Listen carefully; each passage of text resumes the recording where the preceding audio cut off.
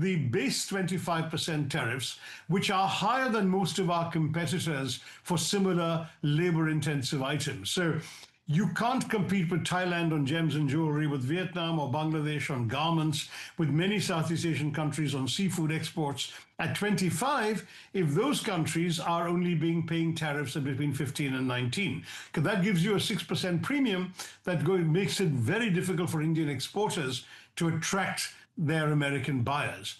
Then there's a second 25%, which is the sanctions on India for purchasing Russian oil. I think that second 25% can be waved off by Mr. Trump with a wave of the wand saying we made our point and we'll take it off. Because he's now focused in his yesterday's post on Truth Social only on the basic tariffs, which is the first 25.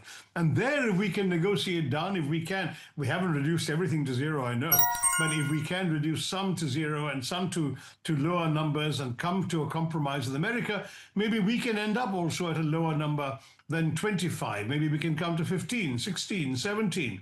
Anything up to 19, I think, would still enable us to compete with other Asian countries who are exporting the same kinds of goods to America.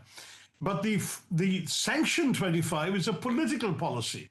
He sanctioned us, he hasn't sanctioned China, he hasn't sanctioned the EU. He's got to decide whether the relationship with India is so unimportant to him that sanctioning India by that extra 25 is worth it.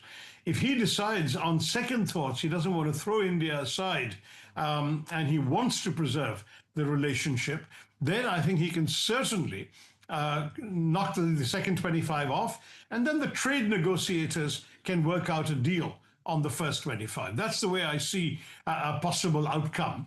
And it'll all have to happen in the next few weeks because it's already hurting. As I said, people are being laid off right now as we speak. Okay, we're coming to the end. I just want to ask you, because last time we spoke, it was obviously at the height of the tensions between India and Pakistan. And President Trump has said since then on multiple occasions that he played an instrumental role in helping to defuse that situation and avert, he said, nuclear war. I want to ask how important you think that role was played by the US president and his administration. And what is the state of affairs now with India and Pakistan? How do we avoid a repeat of those sorts of tensions?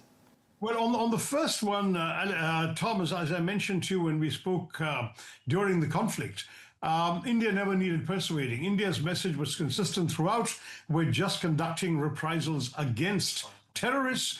That as far as we're concerned, if Pakistan hits us, we'll have to hit back. If Pakistan stops, we'll stop.